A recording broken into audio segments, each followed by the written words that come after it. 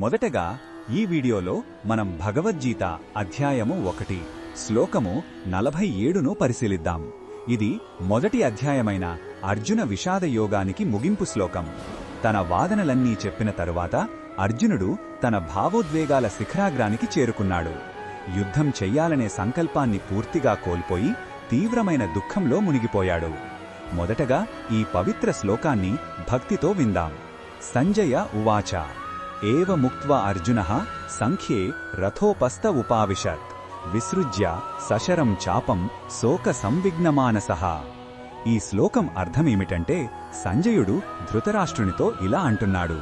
యుద్ధభూమిలో ఈ విధంగా పలికిన అర్జునుడు బాణాలతో సహా తన గాండీవ ధనుస్సును పక్కన పడేసి దుఃఖంతో నిండిన మనస్సుతో రథంపైనే కుప్పకూలిపోయాడు. ఒక గొప్ప యోధుడు తన ఆయుధాలను విడిచిపెట్టడం అంటే అతను పూర్తిగా ఆశ కోల్పోయి నిస్సహాయ స్థితికి చేరుకున్నాడని అర్థం. ఇది అర్జునుడి అంతర్గత సంఘర్షణ యొక్క పరాకాష్ఠ.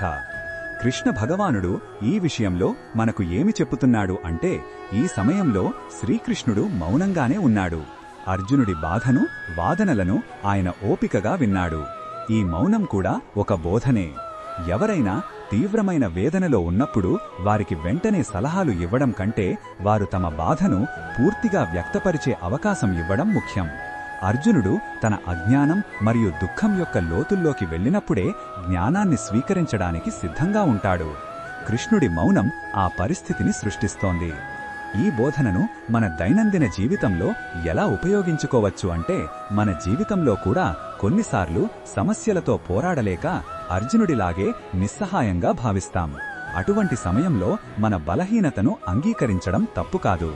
అర్జునుడు తన ఆయుధాలను వదిలేసినప్పుడే గురువుగా కృష్ణుడిని శరణు వేడటానికి సిద్ధపడ్డాడు. అలాగే మన జీవితంలో కూడా మనం అంతం అనుకున్న చోటే ఒక కొత్త ప్రారంభానికి, ఒక దివ్యమైన మార్గదర్శనానికి అవకాశముంటుంది. మనలోని అహాన్ని విడిచిపెట్టినప్పుడే నిజమైన జ్ఞానాన్ని పొందగలం. మరిన్ని భగవద్గీత శ్లోకాల అర్థాన్ని తెలుసుకోవాలంటే మా తదుపరి వీడియోలను తప్పకుండా చూడండి.